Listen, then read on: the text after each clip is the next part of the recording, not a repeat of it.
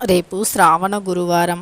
శ్రావణ గురువారం రోజు తులసి మొక్క దగ్గర ఇది ఒకటి పెట్టి చూడండి. లక్ష్మీదేవి, విష్ణుమూర్తి యొక్క అనుగ్రహం కలుగుతుంది. అంతేకాదు మీకు ఉండే ఆర్థిక ఇబ్బందుల నుండి మీరు బయటపడగలుగుతారు. ఈ శ్రావణ మాసంలో ప్రతిరోజు ఎంతో పవిత్రమైనటువంటిది. వరలక్ష్మి వ్రతానికంటే ముందు వచ్చిన శ్రావణ గురువారం. శ్రావణ గురువారం రోజు ఈ చిన్న చిన్న పరిహారాలు పాటించి చూడండి. మీ దశ తిరుగుతుంది. జాతకంలో ఉన్న దోషాలు తొలగిపోతాయి.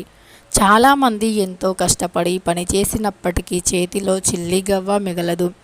అలాంటి వారికి లక్ష్మీ కటాక్షం తగ్గిపోయింది అని గ్రహించుకోవాలి. అయితే తులసి మొక్క అందరి ఇళ్లల్లో ఉంటుంది. తప్పకుండా ఉంచుకోవాలి కూడా. తులసి మొక్క ఒకవేళ ఎవరి ఇళ్లల్లో అయితే ఉండదో అలాంటి వారు తులసి మొక్కను పెంచుకోండి.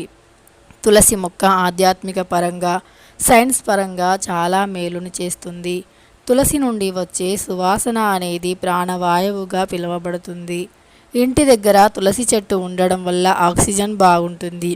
మన నుండి వచ్చే కార్బన్ డయాక్సైడ్ని కూడా తులసి మొక్క గ్రహిస్తుంది. ఇక ఇలా సైన్స్ పరంగా చూసుకున్న, అటు శాస్త్రపరంగా చూసుకున్న తులసి మొక్క చాలా మంచి ఫలితాలను ఇస్తుంది. అంతేకాదు ఇది తులసి మొక్క అనేది శాస్త్రపరంగా ఇంట్లో పెంచుకోవడం వల్ల, అది కూడా తూర్పు దిక్కున పెంచుకోవటం వల్ల ఇంటికి వాస్తు దోషాలు ఉండవు అని వేద పండితులు చెబుతున్నారు. అంతేకాదు తులసి మొక్కను పెంచడం వల్ల ఇంట్లోకి నెగిటివ్ ఎనర్జీ ప్రవేశించదు అని శాస్త్రాలు చెబుతున్నాయి. అలానే తులసి మొక్కను ఎప్పుడూ కూడా రెండు కలిపి ఒకటిగా నాటాలి అని శాస్త్రం చెబుతుంది. అంటే రెండు తులసి మొక్కలను ఇంట్లో నాటాలి. రెండు అంటే ఒకటి లక్ష్మీ తులసి, రెండు కృష్ణ తులసి. ఈ రెండు తులసి మొక్కలను కలిపి నాటడం వల్ల ఇంట్లోకి చెడు నెగిటివ్ ఎనర్జీ రాదు అని శాస్త్రం చెబుతుంది. అంతేకాదు ఇంట్లో ఉండే మనకు ఆర్థిక సమస్యలు కూడా తొలగిపోతాయి అని శాస్త్రం నిరూపించింది. కాబట్టి తులసి మొక్కను ఎప్పుడు కూడా ఒకటి లక్ష్మీ తులసి, రెండవది విష్ణు తులసి ఒకటి లేదా కృష్ణ తులసి ఒకటి, ఈ రెండింటిలో ఏదైనా నాటవచ్చు. అంటే రెండు కలిపి నాటాలి. ఒకటి కృష్ణ తులసి, రెండవది విష్ణు తులసి, మూడు లక్ష్మీ తులసి. అయితే ముఖ్యంగా లక్ష్మీ తులసి కంపల్సరీ ఉండాలి. ఈ లక్ష్మీ తులసికి జోడుగా ఇంకొకటి ఏది అంటే విష్ణు తులసి లేదా కృష్ణ తులసి, రెండింటిలో ఏదైనా ఒకటి కలిపి రెండు కలిపి పెట్టండి. ఇలా పెట్టడం వల్ల ఇంట్లో ఆర్థిక సమస్యలు ఉండవు అని పండితులు చెబుతున్నారు. అలానే తులసి మొక్క కింద ఒక నల్లటి రాయిని పెట్టి పూజించండి. తులసి మొక్క కింద ఒక నల్లటి రాయిని పెట్టి అనునిత్యం తులసి మొక్కను పూజించండి. ఇలా చేయడం వల్ల విష్ణుమూర్తి యొక్క అనుగ్రహం విపరీతంగా కలుగుతుంది అని శాస్త్రాలు, వేద పండితులు చెబుతున్నారు. అంతేకాదు తులసి మొక్క దగ్గర దీపాన్ని వెలిగించే సమయాల్లో చాలామంది తులసి చెట్టు కింద దీపాన్ని వెలిగిస్తూ ఉంటారు. అలా దీపాన్ని వెలిగించడం వల్ల తులసి చెట్టుకుండే ఆకులు కాలిపోవటం కానీ లేదా దగడికి ఆకులు పాడైపోవటం కానీ జరుగుతూ ఉంటాయి. అలాంటి సమయంలో పాపం చుట్టుకుంటుంది. అందుకే తులసి మొక్కకి ఎప్పుడూ కూడా హాని జరిగే విధంగా దీపాన్ని పెట్టకుండా చూసుకోండి. తులసి మొక్కకి ఎప్పుడూ కూడా హాని కలగకూడదు. తులసి మొక్క దగ్గర ఉండే గూడులో మాత్రమే దీపాన్ని వెలిగించండి. అలా వెలిగించడం వల్ల మీకు సిరి సంపదలు కలుగుతాయి. అలానే తులసికి కొన్ని ముఖ్యమైనటువంటి రోజుల్లో నీరుని పోయకూడదు. అవి ఏమిటి అంటే ఏకాదశి రోజుల్లో నీటిని పోయకూడదు అని శాస్త్రం చెబుతుంది. ఏకాదశి రోజుల్లో లక్ష్మీదేవి, విష్ణుమూర్తి ఉపవాస్యాన్ని పాటిస్తారు అని, ఆ రోజు తులసి మొక్కకి నీరుని పోయకూడదు అని, కేవలం పాలు మాత్రమే పోయాలి అని శాస్త్రం చెబుతుంది. అలానే మరి రేపు గురువారం, శ్రావణ గురువారం రోజు తులసి దగ్గర ఏది పెట్టాలో తెలుసుకుందాం. ఫ్రెండ్స్, అంతకంటే ముందు మన ఛానల్ని కొత్తగా చూసేవారు వెంటనే సబ్స్క్రైబ్ చేసుకొని పక్కనే ఉన్న బెల్ ఐకాన్ని నొక్కి ఆల్ ట్యాబ్ అని నొక్కండి. అయితే తులసి మొక్కకి ఈ శ్రావణ గురువారం రోజు పాలను నైవేద్యంగా పెట్టండి. ఇలా తులసి మొక్క దగ్గర పాలను పెట్టడం వల్ల మనకు ఉండే ఆర్థిక సమస్యలు తొలగిపోతాయి. డబ్బు సంపాదించడానికి రకరకాల మార్గాలు కనిపిస్తాయి. జాతకంలో ఉండే పలు దోషాలు కూడా తొలగిపోతాయి. అంతేకాదు మీ జీవితం మారిపోతుంది, మీ దరిద్రం పోయి మీకు దశ అనేది పడుతుంది. ఇక అలానే ఈ శ్రావణ గురువారం రోజు ఇంకొక పరిహారం ఏమిటి అంటే, ఒక పచ్చి పసుపు కొమ్మును తీసుకోండి. పచ్చిదైనా పర్వాలేదు, ఎండినదైనా పర్వాలేదు.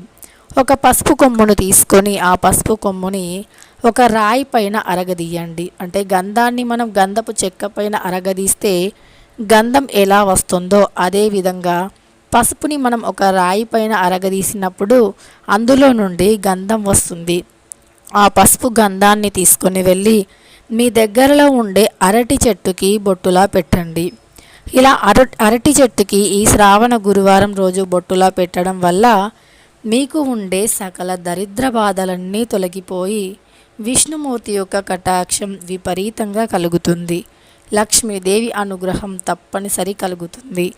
ఎందుకు అంటారా? అరటి చెట్టులో విష్ణుమూర్తి కొలువై ఉంటారు అని శాస్త్రాలు పురాణాలు చెబుతున్నాయి.